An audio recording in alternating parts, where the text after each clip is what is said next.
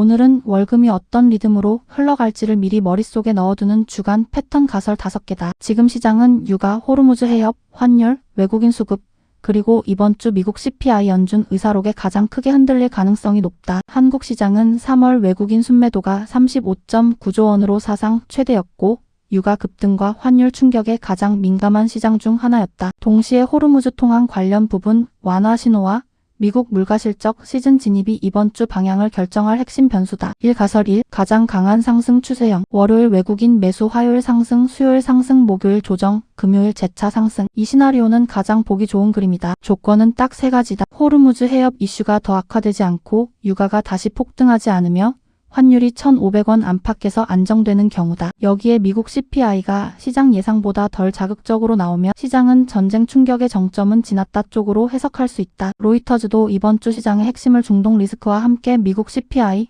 연준 의사록, 실적 시즌 초입으로 보고 있다. 이 패턴에서는 월요일 외국인이 반도체와 대형주를 먼저 사면서 시작하고 화요일은 그 힘으로 지수가 한 단계 더 올라가고 수요일은 삼성전자 하이닉스가 지수를 끌고 목요일쯤 단기 차익 실현으로 한 번 쉬고 금요일에는 다시 주도주가 살아나며 주간 고점 테스트가 나온다. 이 흐름의 핵심은 외국인이 현물로 돌아오느냐, 환율이 더 이상 위로 안 튀느냐, 반도체가 눌려도 안 무너지느냐다. 이 가설 2. 강세장 속 눌림 목형. 월요일 상승, 화요일 조정, 수요일 조정, 목요일 상승, 금요일 약상승. 이건 내가 보기엔 가장 현실적인 기본 시나리오다. 왜냐하면 시장은 이미 지난주에 급락과 급반등을 다 겪었다. 그래서 주 초반에는 안도 랠리가 붙을 수 있지만 주 중반엔 반드시 이게 진짜냐?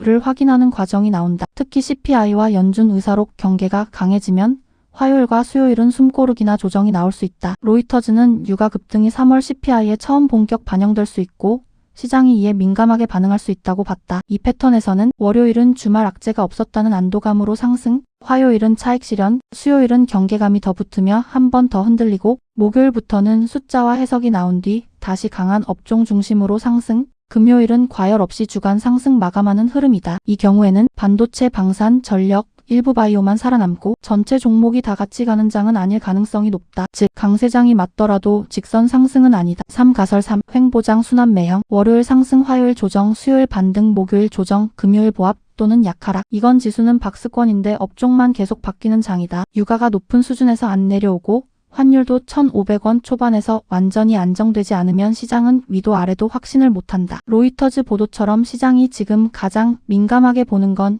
결국 유가가 어디서 멈추느냐다. 유가가 계속 높으면 금리 기대도 꼬이고 외국인도 강하게 못 들어온다. 이 흐름에서는 월요일 반도체 상승, 화요일 에너지나 방산 강세, 수요일 다시 반도체 반등, 목요일 차익 실현, 금요일은 주간 포지션 정리로 보합 혹은 약하락이 나온다. 이 패턴의 특징은 지수는 별로 안 가는데 테마와 업종은 엄청 빨리 돌고 추격하면 오히려 맞기 쉽다는 점이다. 즉 횡보장에서는 지수보다 업종 순환 속도가 더 중요하다. 4. 가설 4. 초반 쇼크 후 회복형. 월요일 하락, 화요일 하락 또는 약세, 수요일 반등, 목요일 상승, 금요일 상승. 이건 주 초반에 다시 한번 공포가 들어오는 경우다. 예를 들어 주말 사이 중동 뉴스가 안 좋게 뜨거나 유가가 다시 튀거나 환율이 1,520원대 쪽으로 반등하면 한국 시장은 월요일 바로 약하게 시작할 수 있다. 한국은 에너지 수입 의존도가 높아 유가와 환율 충격이 바로 주가에 반영되는 구조고 정부도 이미 GCC 국가들의 에너지 공급 안정과 한국 선박 안전을 요청할 정도로 긴장을 높이고 있다. 하지만 이 시나리오의 포인트는 초반 하락이 계속 무너지는 하락장이 아니라 공포감에도 뒤 회복으로 이어질 수 있다는 점이다. 월요일 흔들리고 화요일까지 약하면 수요일쯤 저가 매수와 기관 유입, 목요일 외국인 복귀, 금요일 주도주 재반등이 나오는 구조다. 이 흐름은 결국 주 초반 공포를 누가 받아내느냐가 핵심이다. 즉 월요일 약세가 곧바로 주간 하락 추세를 의미하지는 않는다. 5. 가설 5. 가장 조심해야 할 재급락형. 월요일 보합 또는 약상승, 화요일 급락, 수요일 기술적 반등, 목요일 재하락, 금요일 약세 마감. 이건 가장 위험한 그림이다. 겉으로는 월요일이 멀쩡해 보여도 주 중반에 유가 재급등이나 강한 인플레 숫자가 나오면 시장이 한 번 더 크게 흔들릴 수 있다. 로이터즈는 이번 주 CPI가 유가 급등의 첫 본격 반영이 될 수 있고 높은 숫자가 나오면 시장이 부정적으로 받을 수 있다고 경고했다. 동시에 유가가 110달러를 다시 넘는 구간이 오면 시장은 다시 스태그플레이션을 걱정하게 된다. 이 패턴에서는 월요일은 별일 없는 듯 출발, 화요일이나 수요일 초반에 강한 매도, 수요일 장중 기술적 반등, 목요일 다시 밀리고 금요일은 주말 리스크 회피로 약세 마감이 나온다. 이 경우 특히 약한 건 레버리지 과열 종목,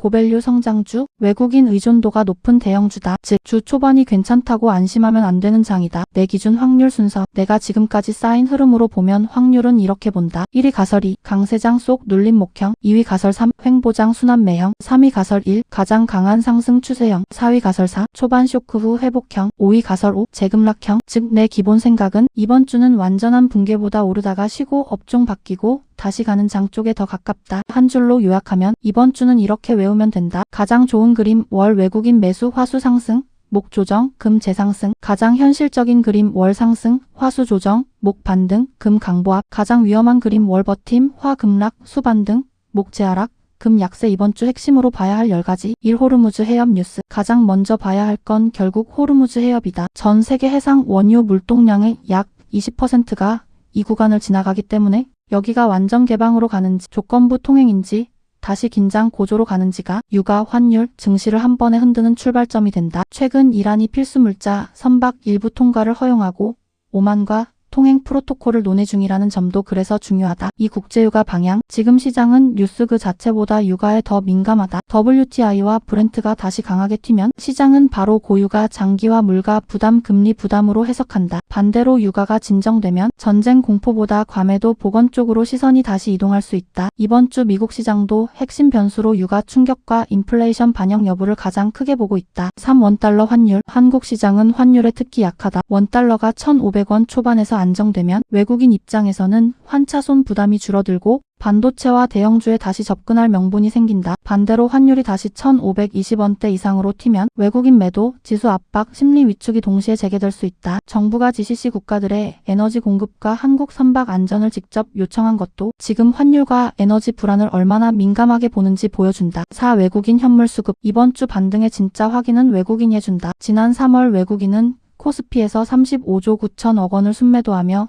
사상 최대 이탈을 기록했다. 그래서 이번 주 외국인이 현물까지 순매수로 돌아서면 그 반등은 하루짜리 쇼크 복원이 아니라 추세 복원의 시작으로 해석될 수 있다. 반대로 외국인이 선물만 만지고 현물은 계속 팔면 지수 반등은 생각보다 약할 수 있다. 5. 삼성전자 SK하이닉스의 강도. 결국 코스피 본체는 삼성전자와 SK하이닉스다. 지난 급락 국면에서도 외국인 매도가 가장 집중됐던 종목이 바로 이 둘이었다. 그래서 이번 주는 삼성전자와 하이닉스가 오르는가 보다 눌릴 때 얼마나 안 무너지는가가 더 중요하다. 이 둘이 버티면 시장은 생각보다 단단하고 이 둘이 다시 밀리면 코스피 전체가 무거워질 가능성이 높다. 6. 미국 CPI. 이번 주 가장 큰 숫자 변수는 미국 CPI다. 시장은 이번 3월 CPI부터 중동발 유가 충격이 본격 반영될 가능성을 보고 있다. 로이터즈에 따르면 시장은 3월 CPI가 전월 대비 0.9% 상승할 가능성까지 보고 있다. 즉 숫자가 강하게 나오면 금리 인하 기대는 더 밀리고 성장주와 위험 자산에는 부담이 커질 수 있다. 7. 연준 의사록과 미국 국채금리. 지금은 단순히 CPI 숫자만 보는 장이 아니다. 연준이 유가 상승을 일시적 충격으로 볼지 아니면 인플레 고착 신호로 경계할지가 중요하다. 그래서 이번 주는 연준 의사록과 함께 미국 10년물 국채금리 움직임도 꼭 봐야 한다. 금리가 다시 위로 가면 증시는 전쟁 금리 이중 부담을 받는다. 8. 한국 수출과 반도체 펀더멘털 지속성. 매크로 충격이 큰데도 한국 시장이 완전히 무너지지 않는 이유는 실적 축이 아직 살아있기 때문이다. 3월 한국 수출은 전년 대비 48.3% 증가했고 반도체 수출은 151.4% 급증했다. 즉 이번 주도 시장은 전쟁 뉴스만 보는 게 아니라 그래도 실적이 버텨주느냐를 같이 볼 가능성이 높다. 그래서 반도체 업황 기대가 유지되면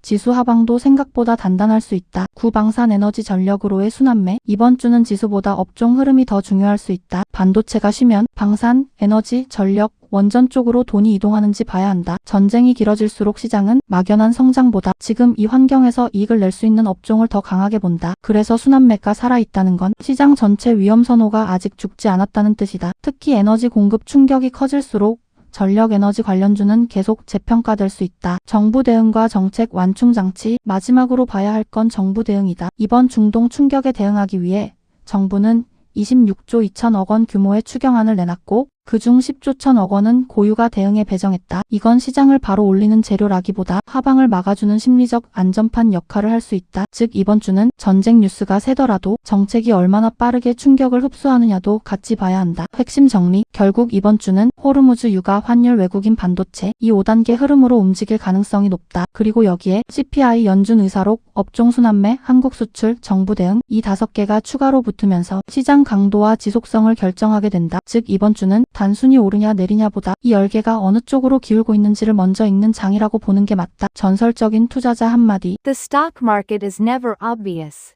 It is designed to fool most of the people, most of the time. 주식시장은 결코 뻔하지 않다. 대부분의 사람들을 대부분의 시간 동안 속이도록 만들어져 있다. 제시 리버모어